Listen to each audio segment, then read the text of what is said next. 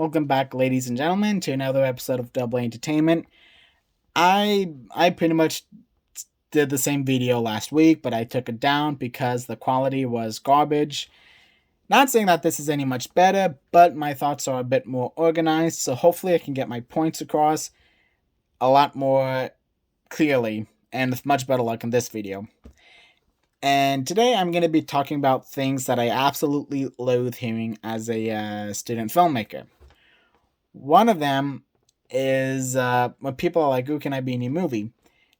And I'm going to start off by telling you a story. So I work in a gym, and one day I was talking to one of my coworkers, and I told him about my film idea, about this short film I'll be directing in a month. And I told him what the story was, how the film was going to play out. He was asking a lot of questions, I was answering them. So he could pretty much, you know, imagine shot by shot what the film was going to look like. And there's this sweet lady in her 70s in our gym, and we were talking to her one day, and my friend, I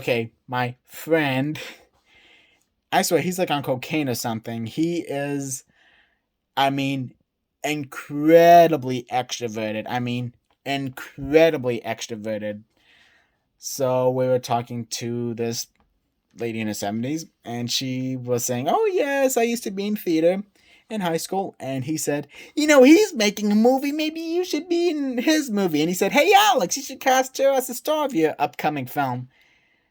And just by watching my videos, you can all imagine what kind of film I'm directing. And even if you don't know exactly what kind of film it is, you can imagine it's going to be dark and intense and, very, very graphic. So, yeah, I had the Stanley Kubrick mile-long stare, like Jack Torrance in The Shining or Gomer Pyle in Full Metal Jacket. But I chuckled, grit my teeth, politely moved the conversation into another direction, and said fuck you to him after the conversation.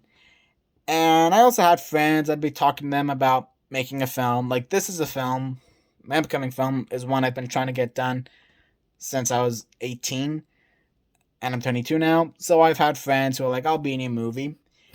And it's always uncomfortable, especially knowing what I write.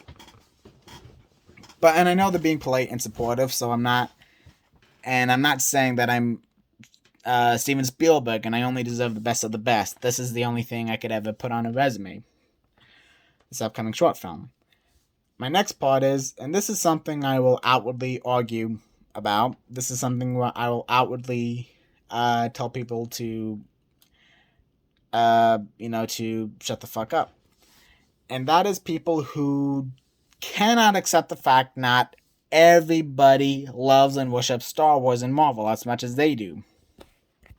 So, and this has happened more times than I thought possible. And I get it. If you like Marvel, good for you. If you like Star Wars and Star Trek, good for you. Simply put, I do not. And it's not because I'm pretentious. It's that they do not entertain me. I've seen a shit ton of mainstream movies, a shit ton of art house and foreign films, and not each and every one of those movies will entertain me. And I only like movies that entertain me. Marvel movies and Star Wars movies do not entertain me. And oftentimes it's gonna be these, really, really sheltered, ultra capitalistic, ultra conservative people who will get out with mostly young boys in their 20s, late teens, early 20s, whose mommy and daddy are paying for them to go to college, and they will get outwardly aggressive towards me. "What do you mean you don't like Star Wars? What do you mean you don't like Marvel? Fuck you, everybody loves that shit, which means you're wrong, your very existence is wrong." And all logic goes out the window, and they just sound super Hitlery about it. And I'm like, I don't know what to tell you. They do not entertain me. You cannot make me like something I do not like. Simple as that.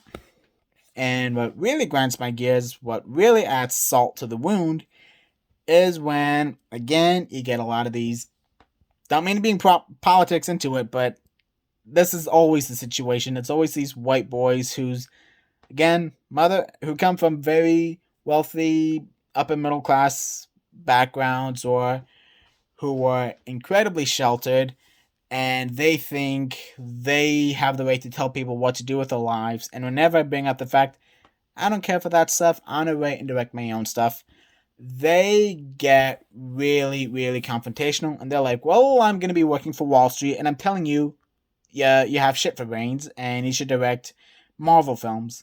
Just simple as simple as that. Screw everything else you wrote. Just write for Marvel. I mean, don't even write. Just direct for Marvel, because people will watch that. Again, if you want to direct Marvel, here's a zombie. But at the same time, I'm like, what do you want me to do? I know what I want to do. I'm gonna do it. You know how. And secondly, and lastly, fuck you. Don't tell me what to do with my life. Another one of my biggest pet peeves is same guy, my super extroverted friend. Again, we were at the gym. We got like 20 TVs, and Happy Gilmore with Adam Sandler was on. So he said, "Hey Alex, do you know this movie? Do you remember this movie?" And I said, "Actually, no, I've never seen it before." And he went apeshit. He went haywire. He doesn't even know what a cinematographer is, what a producer is, what a screenwriter is, none of that shit. But he just went AWOL and started chasing me around the gym, screaming at me in front of everybody, saying, "What do you mean you don't know Happy Gilmore? You're not even a real filmmaker. You don't know what the hell you're talking about. You're full of shit. You don't know movies." He said the same thing when I said I don't like Marvel. He said, "If you don't like Marvel, then you're not a real filmmaker. And if you don't watch Adam Sandler comedy family movies, then you don't know anything about cinema." So yeah, I apologize if I don't watch too many comedies or rom-coms or superhero movies or Lifetime channel movies. I don't give a shit. The fact is, I've watched a whole lot of movies. I'm not saying I'm an expert. Well, I kind of am, but again, just because I didn't see the latest, newest, most popular film doesn't mean I don't know anything about cinema. It'll be the equivalent of me chasing people around, screaming at them, cussing at them for not having watched Ingmar Bergman's The Seventh Seal, or Akira Kurosawa's Akiru. Again, I apologize if I don't watch every rom-com. Sorry if I didn't watch Safe Haven. And lastly, and this is actually something that happened to a friend of mine, a close friend of mine, who is actually studying film at community college. And this really, really pissed me off and still pisses me off to this day. So my friend hates horror movies with a passion. I mean, he despises horror films. He refuses to watch any movie that will even show a boob in it. He refuses to watch any movie that, I don't know, that's remotely scary or gothic or dark. I mean, having him watch Coraline would be the equivalent of showing a 7-year-old Hostel. It's bizarre. But one day, it was around Halloween, and I wanted to show him An American Werewolf in London. So watching it, and we get to the transformation scene where the long ass scene where David turns into a werewolf. And he didn't talk to me for a week, and I had to sit down with him, and I had to beg him for, for his forgiveness. I had to apologize relentlessly, saying, I'm sorry. He almost, he almost didn't want to talk to me because I showed him something so super scarring, An American Werewolf in London. And about a month or two later, he was talking to me about an idea he had, that he was working on with another friend. Another Batman movie. How original. And it was heavily inspired by the new The Batman movie with Robert Pattinson. Again, how fucking original. And he said, "So we're working on this idea, and we want it to be along the lines of Seven." So I stopped him right there. I said, "Seven? You mean David Fincher's Seven with Morgan Freeman?" He said, "Yep." I said, "Did you even fucking watch that movie?" "No, but I'm gonna."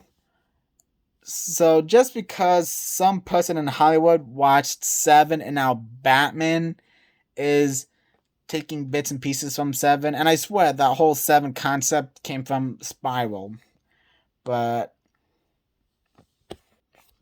and again, I really got into film. I was heavily encouraged by people like Steven Spielberg and Quentin Tarantino, especially Quentin Tarantino, to get out of my comfort zone and watch foreign films, films that I never even would have watched, spaghetti westerns, because that influenced them and I wanted to learn from them. But the fact that a lot of these people who are so against horror and are so uptight Christians, no nudity, no violence, no scariness, no macabre themes in film, just because their favorite superhero is taking elements from Seven, they don't want to watch Seven. It just really, really pisses me off.